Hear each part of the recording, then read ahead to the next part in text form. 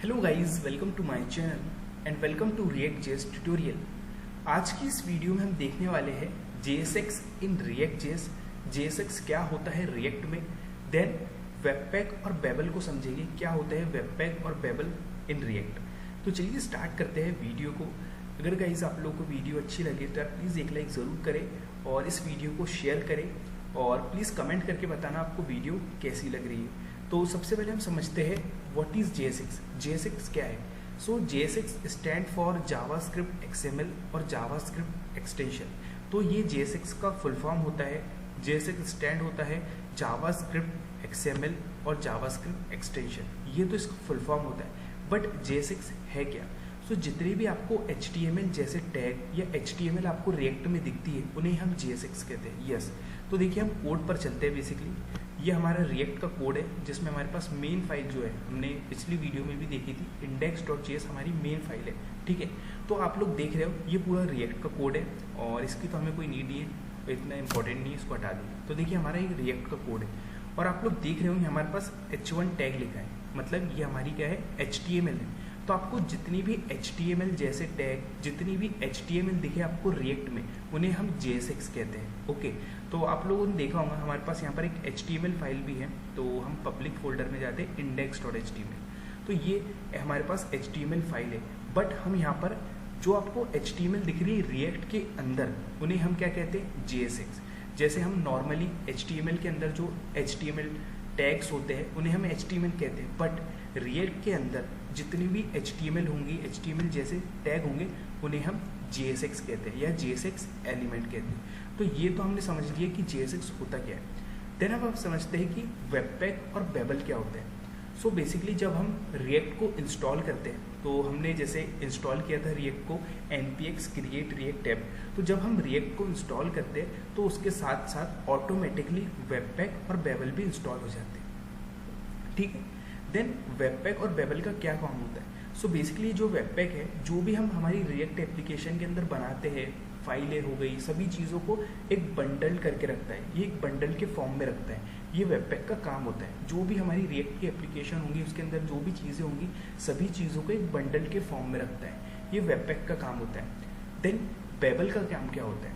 So basically जो हमारा ES6 का कोड है, जो ब्राउज़र है हमारा ES6 के कोड को, मॉडर्न जावास्क्रिप्ट के कोड को नहीं समझता है, नहीं अंडरस्टैंड करता है। तो जो बेबल है बेसिकली जो हमारा ES6 का कोड है, जो मॉडर्न जावास्क्रिप्ट है, जैसे हम पहले नॉर्मल फंक्शन लिखते थे, बट ES6 के अंदर हम कैसे लिखते हैं? फेटेरो फंक्शन लिखते हैं। तो उन सभी चीज़ों को जो मॉडर्न जावास्क्रिप्ट आ गई है, ES6 आ गई है, उसे ब्राउज़र अंडरस्टैंड नहीं कर पाता।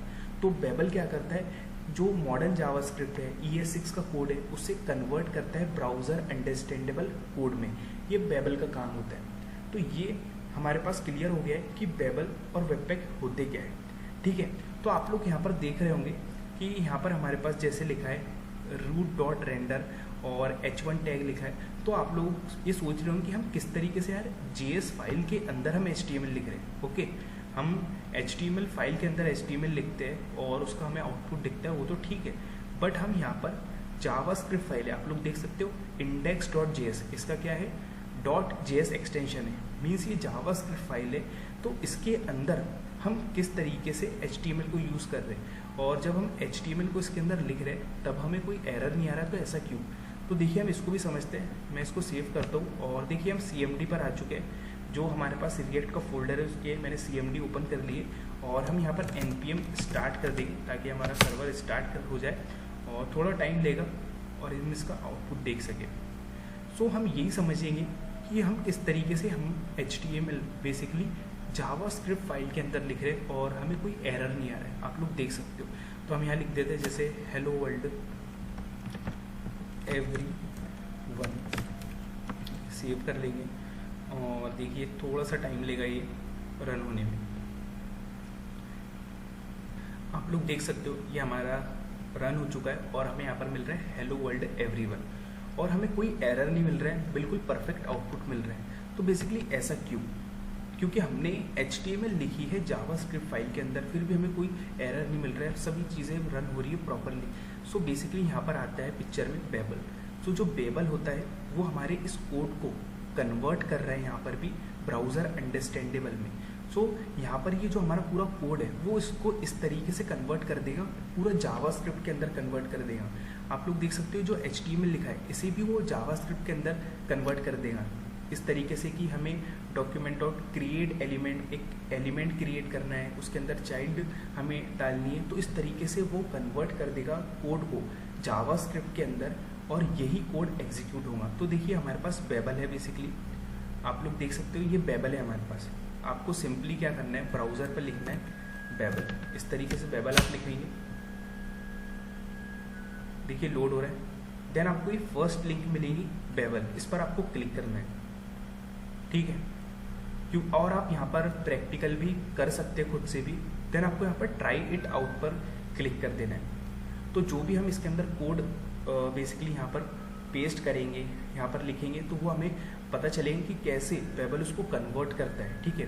तो देखिए हम यहाँ पर उस कोड को रखेंगे, तो मैं इस कोड को कॉपी कर लेता हूँ, ठीक है, कि किस तरीके से यार ये HTML कन्वर्ट होंगी जावास्क्रिप्ट के अंदर, बेबल कैसे काम कर रहा है, ठीक है।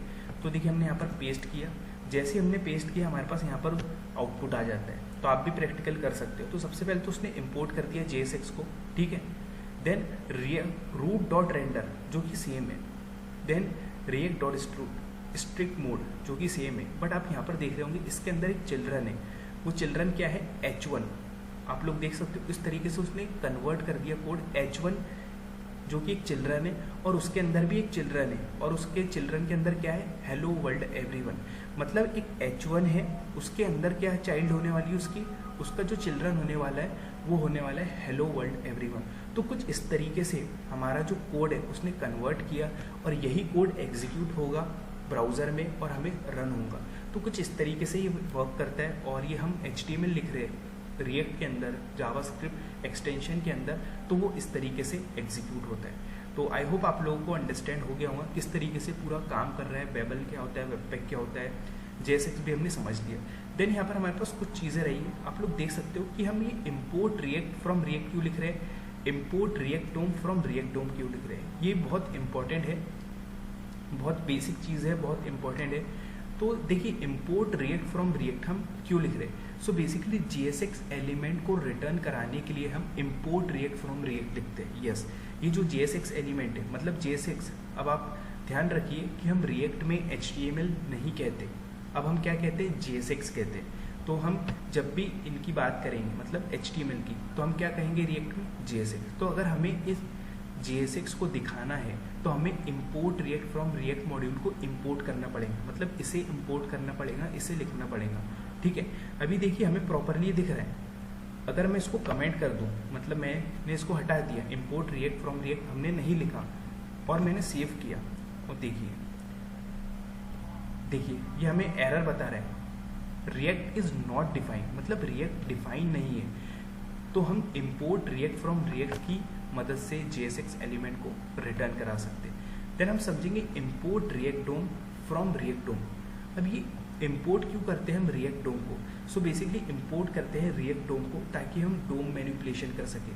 डोम मैनिपुलेशन जैसे कि हमने समझा भी है, पीछे पढ़ा भी होगा कि डोम मैनिपुलेशन जैसे अगर हमें जावास्क्रिप्ट फाइल से कुछ HTML फाइल में चेंज करना होता था, कुछ चीज़ें ऐड करनी होती, उसे डोम मैनिपुलेशन कहते हैं। तो आप लोग देख सकते हो यहाँ पर हमारे पास साफ साफ लिखा है रिएक्ट डोम। रिएक्ट डोम को क्यों इंपोर्ट करते हैं हम, ताकि डोम मैनिपुलेशन कर सके, और हम यहाँ पर डोम मैनिपुलेशन कर भी रहे हैं। देखिए document dot get element by ID root, तो हम डॉक्यूमेंट की मदद से किसको टारगेट कर रहे हैं, एक रूट ID है, HTML के अंदर एक रूट ID है, ये रूट ID है, इस रूट ID को टारगेट कर रहे हैं, और इस रूट ID के अंदर रूट डॉट रेंडर है, इस रूट ID के अंदर सभी चीज़ों को रेंडर करवा रहे हैं। जो भी हम चीज़ यहाँ पर लिखेंगे ना, वो सभी चीज़ें इस रूट ID, HTML के अंदर एक ID है रूट ID, इसके अंदर रेंडर करवा रहे, शो हो रही है। तो इसलिए हम इंपोर्ट करते हैं रिएक्ट को ताकि JSX को रिटर्न करा सके, इंपोर्ट रिएक्ट डोम करते हैं ताकि हम डोम मैनिपुलेशन कर सके रिएक्ट में। तो ये था यार आज की इस वीडियो में, जिसमें हमने समझा कंप्लीट JSX क्या होता है, वेबपैक बेबल क्या होता है, और हम क्यों इंपोर्ट करते हैं रिएक्ट को, रिएक्ट डोम को। तो आज की इस वीडियो में यार इतना ही। So thanks for watching. अगर गाइज आप लोग को वीडियो अच्छी लगी हो और इस वीडियो से अगर आपने कुछ सीखा हो तो यार प्लीज़ लाइक करें, शेयर करें, और अगर आप लोगों ने अभी तक चैनल को सब्सक्राइब नहीं किया तो प्लीज़ चैनल को ज़रूर सब्सक्राइब करें। और इसी तरीके से यार कंप्लीट हमारा जो ट्यूटोरियल है स्टेप बाय स्टेप चलने वाला है। बीच में हम कुछ प्रोजेक्ट्स भी बनाएंगे जिससे हमारी प्रैक्टिस हो सके, और उसके बाद तो हम रिएक्ट जेएस की कंप्लीट प्रोजेक्ट सीरीज चलने वाली है। सो प्लीज़ इस रिएक्ट ट्यूटोरियल को सपोर्ट करें, प्लीज़ लाइक करें, शेयर करें। थैंक्स।